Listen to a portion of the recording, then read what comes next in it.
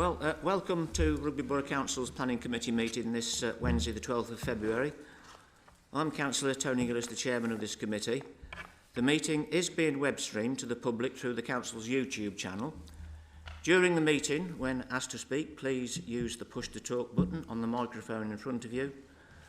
This will allow the camera to pan in your general direction and everyone to hear you. Before we begin the formal agenda, I am obliged to read out the following fire notice. There is no fire drill scheduled in the building this evening. If the fire alarm sounds, then please could I ask you that you make your way out of the building, down the main staircase and out of the main doors of the Town Hall and congregate at the entrance to Caldecott Park. An officer of the Council will give instructions on when it is safe to return to the building. Moving on to the formal agenda, to approve the minutes of the meeting held on the 18th of December. All those in favour? Thank you, that's unanimous. I'll just sign those. Second item is to receive apologies. Do we have any apologies? Yes, Chair, we have apologies from Councillor Howling. Thank you. Moving on, declarations of interest. To receive declarations of interest as defined by the Council's Code of Conduct for councillors. Non-pecuniary interest, and I'd better start off by myself actually, that is on item R23 1194 as a ward councillor, and I will be speaking as a ward councillor, so on that one I shall be removing from myself from the chair and any decision making role as regards of voting on this, so I'll make it quite clear I shan't be taking part in that. Although I'll be speaking as the ward councillor. Any other non-pecuniary? We got Councillor Toby Lawrence. Hello, Chair. Item 3, R240721, as a ward councillor. Thank you. Councillor Mrs. Mowdis. Thank you, Chair. Item 3, application R180995, as I work for Dunchurch Parish Council. Any more non-pecuniary? Any pecuniary? Anything under notice under Section 106, Local Government Finance Act 1992, non-payment of community charge or council tax? So we're all clear on that one. Before we move on to item 4, I'll best read out the rules. The rules are, in order things will be dealt with, the planning officer will speak first and present the application. The committee will be asked if they will have any points of clarification from the officer, the representatives for the objectors, the applicants, and then the ward council will each be invited to speak. The planning officer can address any material issues arising from speakers' comments and accept questions from councillors. Any ward councillor or councillor who speaks on an application as part of the public speaking process shall leave the meeting once all speakers have completed their presentations relating to it. The committee will then go into debate on the application, asking relevant questions of the planning officer if necessary. A formal recommendation will be made and voted on. Rules for public speaking. Speakers will have 3 minutes to make their representation. They will be warned by a short alarm when they have 30 seconds left, and then further alarm will sound when their time has expired. Their presentation should then be brought to a halt. No extra time will be allowed. All speakers should direct their presentations to amplifying the planning matters they have previously put to us for the benefit of the committee. Speakers should restrict their comments to material planning considerations only. Any non-planning issues will be disregarded. Speakers should not introduce any additional information that has not been previously brought to the planning authority's attention, i.e. introduce late items that have not been suitably considered by officers and properly addressed in the officer's report to the committee for councillors' deliberation. No visual aids or handouts may be used, and no questions to officers or councillors will be allowed. No members of the public are allowed to take part in the debate once their presentation has been given. In the interests of continuity, when we move on to item 4, items for consideration, items number 1 are going to be swapped over. So item 2 is now number 1, and at this moment I shall vacate the chair.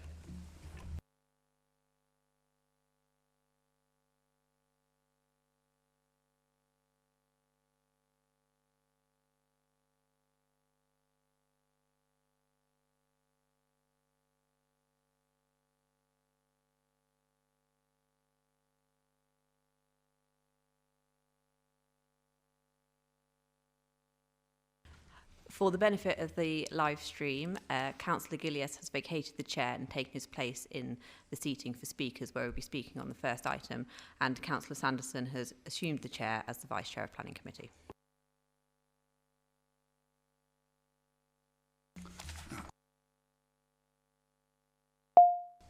Can I ask the officer to do a presentation now, please?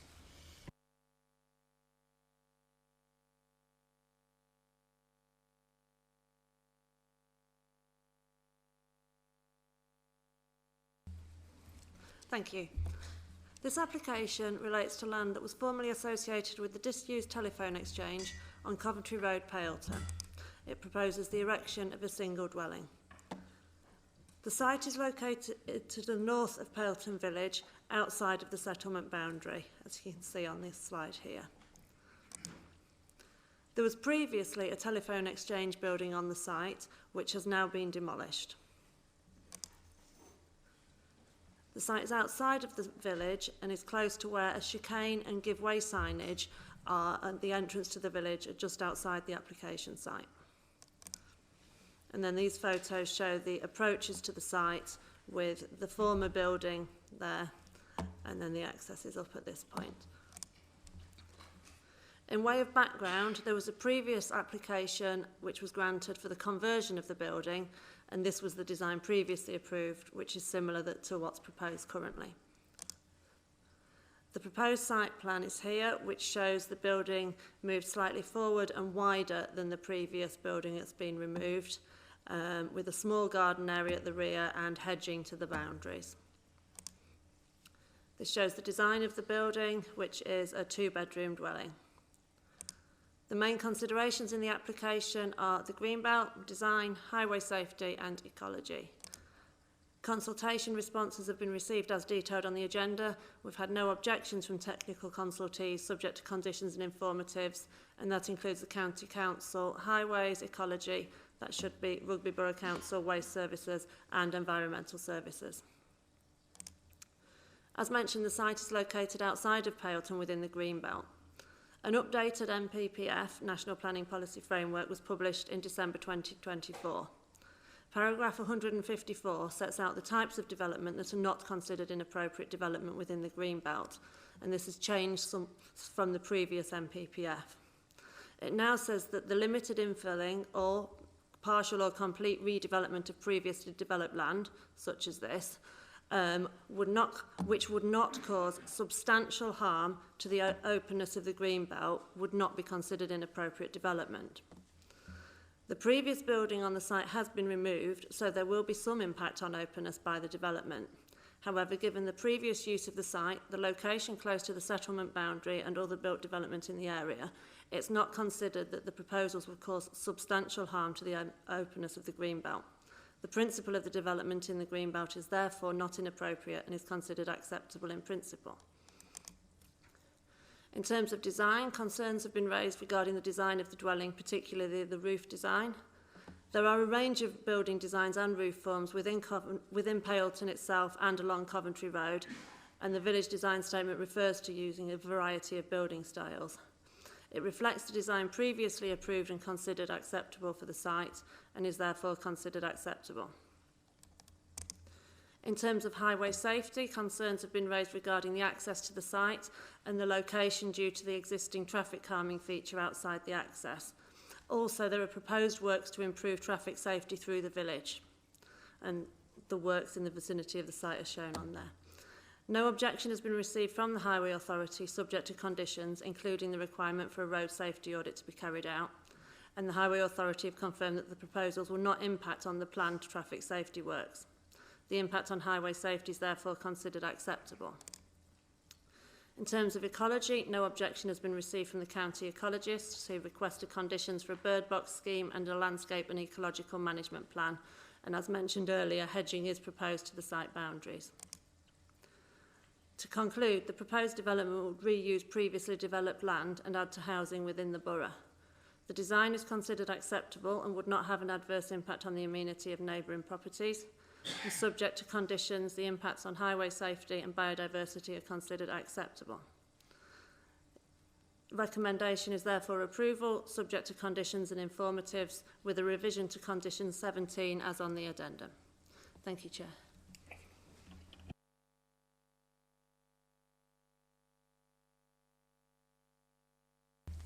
Thank you. Are there any technical questions from members? Councillor Freeman. Hi, thank you, Chair. I'm just curious, given Councillor Gilias's recently circulated email, how large is this site?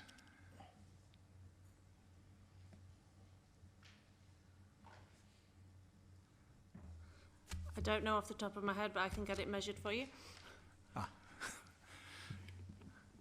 Thank you. Councillor Lawrence. Just really a question about whether this is, we're considering this, I believe, as a new building. Okay, so what does the prior permission have to do with this if we're now considering this as a new building? So there was a previous design, but is that previous design valid now, given this is now a new building, not reconstruct? I mean, we have to consider the application that we have before us in terms of principal development and so on. Yes, the previous permission can't be implemented because the building had been removed, but there is the fact that that design was considered acceptable before, and I don't have any reasons why that would have changed.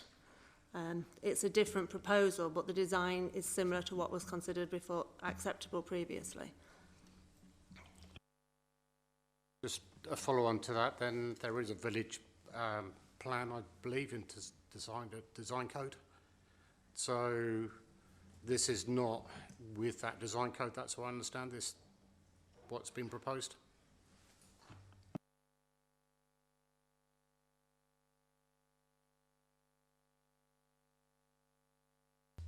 We'll find that out for you. I mean, in terms of the design code, as I mentioned in the slide, there is reference to having a variety of properties.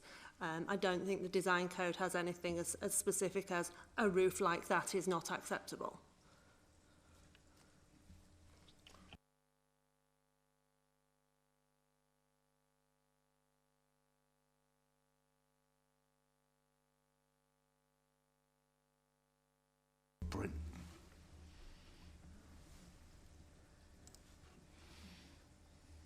That's got the sizes on.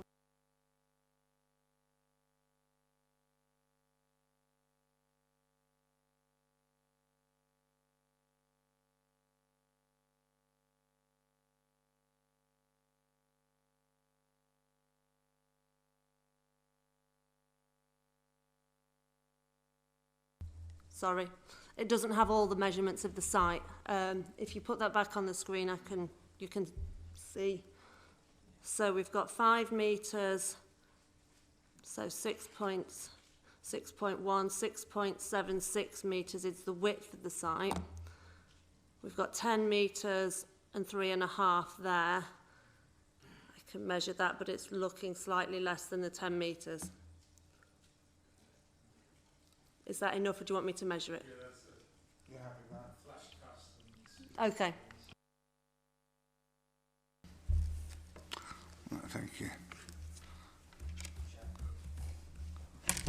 Councillor Harrington. Thank you, Chair. So the previous application went through no problems. Is that what? That's what it's. Just want to clarify that. That's all.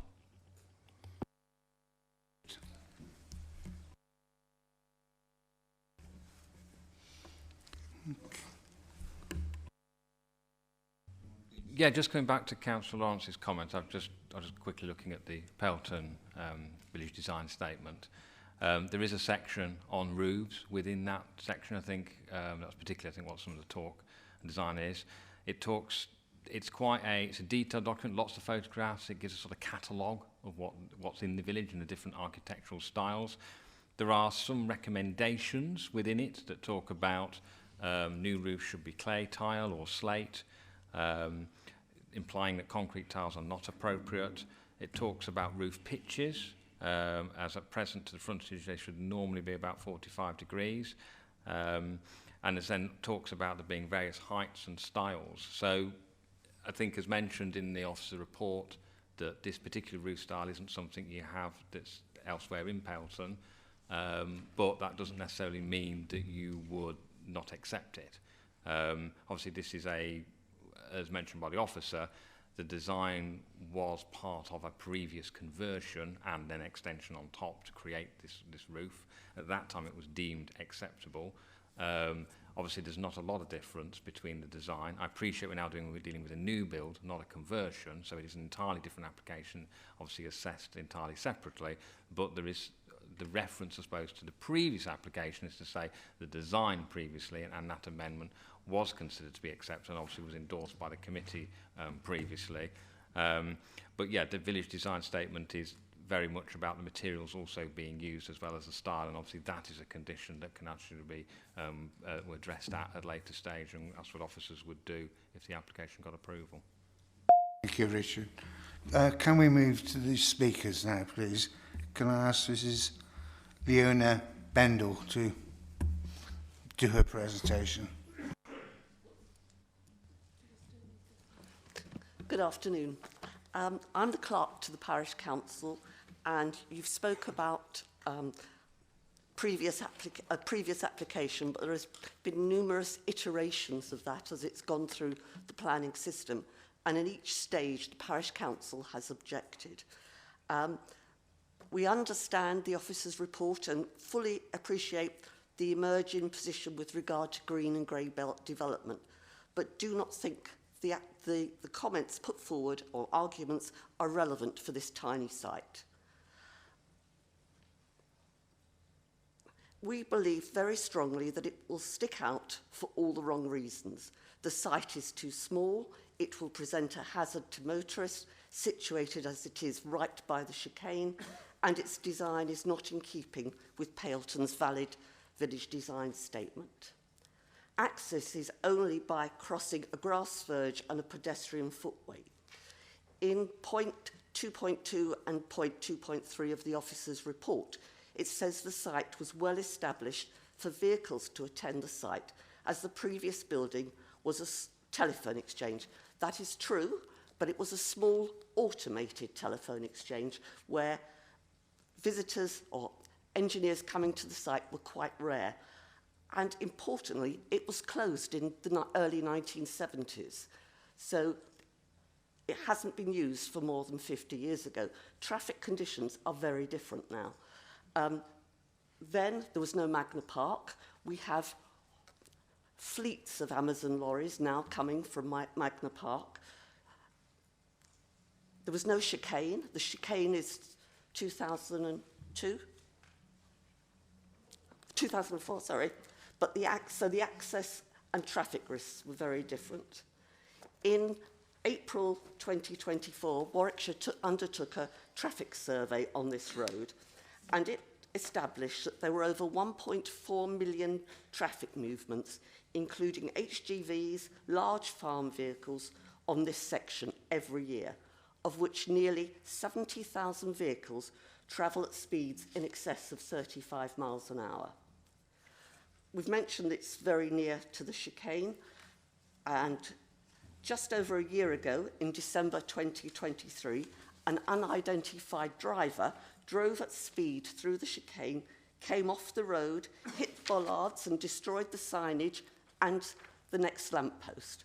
Had a vehicle been in or approaching the chicane or leaving the old telephone exchange at this time, the results could have been tragic.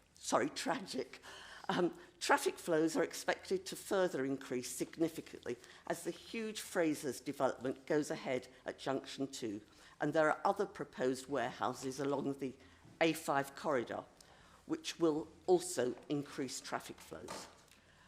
This site has That is time. Sorry. That's 3 minutes. Sorry. Right, could I ask Donald Trefoil to put his presentation forward, please? Good evening. This application is being reported to Planning Committee for determination because the proposed development had been called to committee by Councillor Gillies. What you may not be aware of is that I am a former resident of Pailton wishing to move back to the village.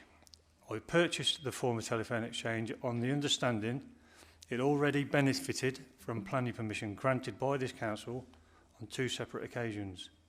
Firstly, on the 21st of September 21, and then again on the 24th of May 22. On the 27th of December 2023, Councillor Gillies called this item to Planning Committee for 3 reasons. Number 1, the new development of the Greenbelt with no very special circumstances. Number 2, inappropriate design in a prominent location. And finally, number 3, serious highway safety issues. It is critical to note the reasons of refusal raised by Councillor Gillies on December 2023 were previously raised and addressed, and the professional opinion of the Council Planning Department and senior staff at Warwickshire County Highways remains that the same scheme is near identical to the 2 schemes already approved and can be supported on this basis. Paragraph 13 and 14 of the committee report concludes, this application has been submitted with plans almost identical to those submitted during the course of the previous application, which were considered to be appropriate development. Notwithstanding this, changes to the Greenbelt policy in the NPPF 2024 have resulted in the proposed development now complying with paragraph 154G, deeming it appropriate, a development in the Greenbelt and not requiring very special circumstances to be demonstrated. Well-established case law states, a decision maker should give the views of statutory consultees great or considerable weight. A departure from those views requires cogent and compelling reasons. In closing, I have acted in good faith in all my dealings with the council related to this application over the last 14 months, and there are no cogent or compelling reason to overturn the professional officer recommendation of approval, as all I wish to achieve is simply build my own home and once again become a resident of Pailton. Thank you. Thank you. And can we have Councillor Gillies as the ward member? Okay, thank you. The change of use application was subject to a site visit on September 21, to see the proximity of the traffic management chicane to the entrance of the automatic telephone exchange, disused since 1970, and to see proof that a vehicle could drive in and out of the site in a forward gear. Excuses were made not to do so by the first applicant. Instead, a swept path analysis was produced by the applicant, the same drawing that had also convinced highway officer to give a no objection to response in a matter of highway safety. If the applicant had attempted to carry out the manoeuvre, it would have been clear it was not possible to do so, and we would all not be here now. Unbelievably, the highways officer in this current application is again happy an updated swept path analysis drawing is acceptable as evidence that the manoeuvre is possible, even though new plans show the building further forward with planting along the sides, so reducing space to turn. In this case, actual highway safety should be proven in a practical way, clearly vital for human safety, that condition 16 must be witnessed before any permission is granted. A 2-bedroom property needs a second car space and definitely will in the future. There is no safe parking in this area for any cars.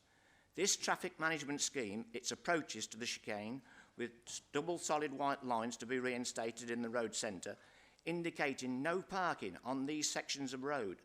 Extensive speed management studies by the parish council resulted with the chicane design to reduce traffic speeds by forcing motorists to carry out 3 manoeuvres to pass through the chicane. Speed data has been gathered from the County Council over the last 26 years. The most recent from April last year indicate, as already stated, 191 vehicles are speeding past that area every single day, with 1.4 million vehicle movements every year, resulting in massive amounts of incidents, including punctures, bent wheels, suspension ripped off, stumps damaged, cars rolling over, and lampposts and signage smashed down. So far, no deaths, but any additional distractions such as could be generated by dwelling at this site, such as illegally parked cars, thoughtless delivery drivers, sewage collection tankers, or reversing out onto the highway, will lead to an increase in accidents. There's also no main sewage. The only option is a high-maintenance cesspool positioned within the plot. It soon becomes clear as to why the previous owner sold it on. There are just too many issues and it's too dangerous. Right, thank you for your comments, Councillor Gillies. Can I ask you to leave at this point as the ward member?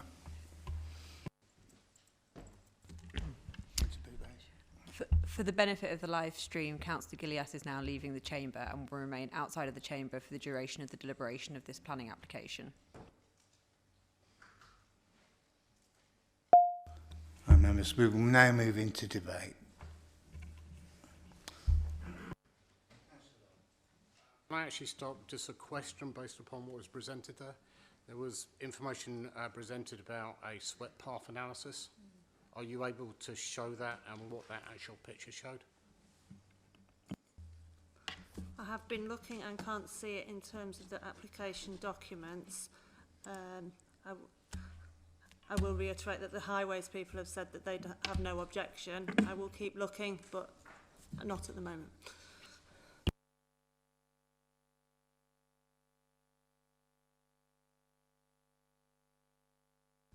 Just following on from that, if there is that analysis, is it the updated version that I think Councillor Gillies referred to rather than the first one? Because this application is different with sizing and where the plot is. Yeah, that's what I was looking for.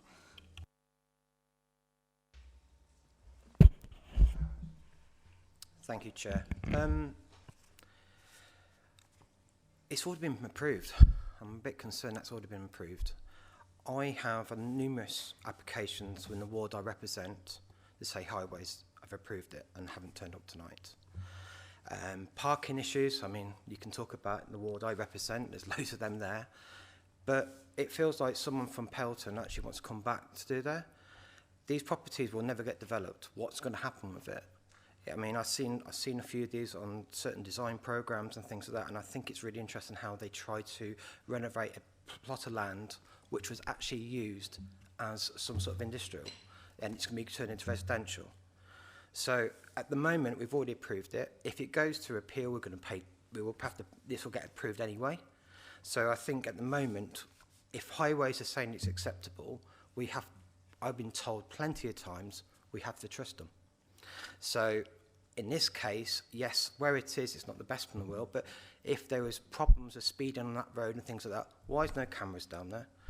And why is there's nothing there at all? So for me personally, I'm going to put my name down for approval. Just to clarify that point, there is an amendment to condition 17. If the officer would like to sort of say why we've looked at that additional condition, but I take the point that you're looking at, you've moved approval. Thank you, Chair. Yeah, I'm going to move it for approval because I just think we've got application has already been approved. Highways definitely said it. They've said it's safe, and obviously people can have different views on that, but we can only go by what we've got in front of us. And if the data says that, we've got to go by that. So unfortunately, I think we need to just put this through. So that's what I'll put it for. Just to clarify the situation on condition 17, the Highway Authority requested a condition that only one multi-purpose vehicle be parked on the site, because they felt if you tried to park more vehicles on there would be an issue with the manoeuvring. But because the Highway Authority aren't great at drafting planning conditions, so effectively as they drafted it, you could only park one multi-purpose vehicle on the site, but it wasn't stopping you parking anything else. So it's a clarification that there shall only be one vehicle and that it shouldn't be bigger than a multi-purpose vehicle, just to make it clearer and more enforceable. Councillor Edwards. Has the Highway Authority definitely said it's safe, or was it not that there's going to be an audit to examine those issues?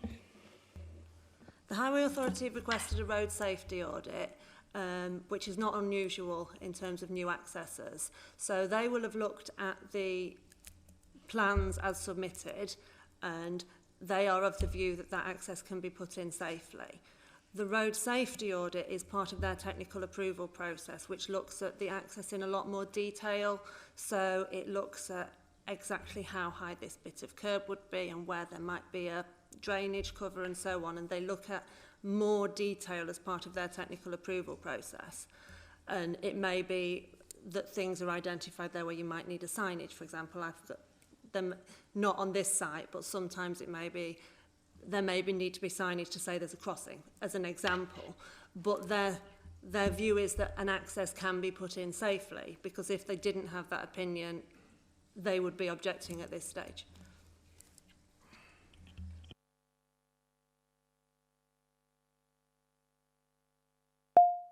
Councillor Ramaswamy. Sorry, this assessment by highway authorities, when it was made? Is it a recent one or? The analysis. Sorry, the comments on the application? Yes.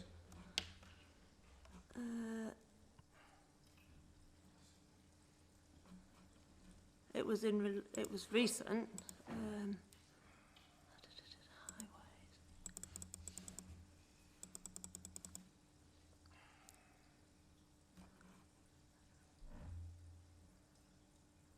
I've had highways, no objections from the 20th of the 12th, 23, and also from the 17th of the 10th, 24. Councillor Modis. Already. I just wanted to say I agree with Councillor Harrington with regards to reusing the old buildings. I do think it would. I've no problem, no issue with the. I drive past it a lot, and no issues myself with the actual design of the building. I do really have concerns with the access. It is literally on that chicane. And whilst highways have said it's fine, and we do hear that a lot, and I know we've had issues before, in this case, I drive it really, really frequently, and I just think if there was an Amazon or any other delivery van parked to deliver to that particular house, when we look at other estate builds, we look at, can the bin lorry get through? Can we have delivery vans? Can we? All of those things are taken into account, and I don't think they have been with this, because should a vehicle park there, it would literally cause chaos and probably accidents, because you just can't see past that chicane. It's you know, I've seen many a person clip a curb before, so I really do have like reservations about where the access is, not the design, not reusing the building, but the actual access. I agree with Councillor Gillies. Yeah, I think that's a fair point. Do we have any response from Environmental Services regarding emptying of bins? Wait. Sorry, it kept not working. Waste Services had no objection. I was going to come back with a bit more detail what the Highway Authority had said. It was in their first comments. They refer to the proposed dwelling access being located on Coventry Road near a speed reduction chicane, and the speed at this point is reduced from 50 miles an hour to 30 miles an hour. But they've also commented that due to the chicane, the speed at which vehicles are travelling is less than 50 miles an hour. So they wouldn't use the 50 mile an hour visibility display distance. However, they're happy that a visibility of 100 metres can be achieved, which would be more than sufficient for the approaching traffic, is their wording. I mean, I understand your concerns that if somebody parks inappropriately, that could cause problems, but that could cause problems if somebody parked inappropriately on any road anywhere. And we have to look at it based on people driving sensibly.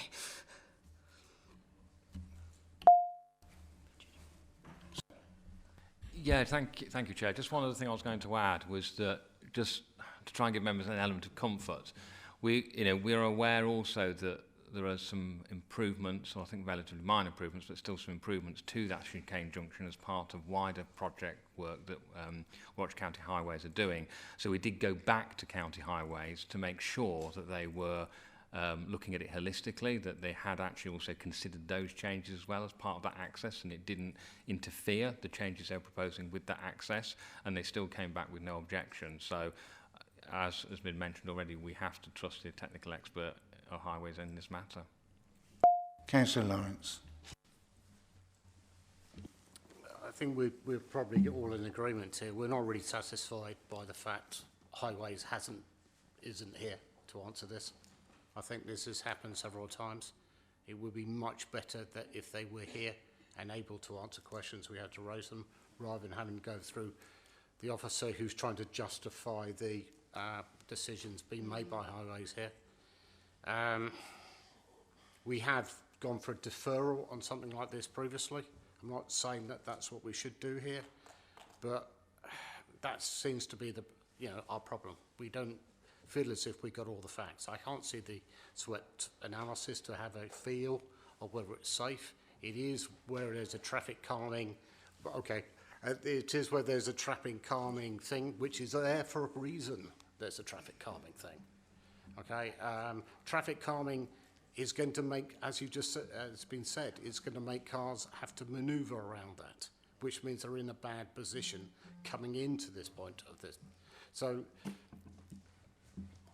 I think we have to take, as we've been told, we have to take what Highways says, but it doesn't feel, I don't feel comfortable about that. In terms of design, it is a new build. I accept the fact it is the same as, but it is, it's a new consideration. So the only question there for me would be about materials and whether there could be a little bit more, the materials may be slightly better to make it blend a bit better, but that's, again, I think that could become later than this planning decision at the moment. I think that could be applied later. So I'm sort of sitting on the fence here a bit, and I'll allow others to carry on debating. I think we did do a site visit on the previous application in which members got a view of both the chicane and the development. The only difference with this application is the building is moved forward a little more to create a back garden. That's the only difference on the previous one. I'm slightly puzzled by some of the aspects of this application. I think what's been said about traffic and road safety, I'm reluctant to get too involved in a debate that suggests that we should reject an application because drivers might drive badly. It's just a fact of life. They do. They do where I live. We can't 100% rely on people to do the right thing, but on the other hand, if we try and provide for every single instance where there's going to be some sort of wrongdoing or inconsiderate driving or parking, we could find ourselves in some difficulty, couldn't we? Just to clarify, Councillor Freeman, are you seconding the motion for approval? I think I am. Thank you. Yes, I am. I can't see how I could safely do otherwise.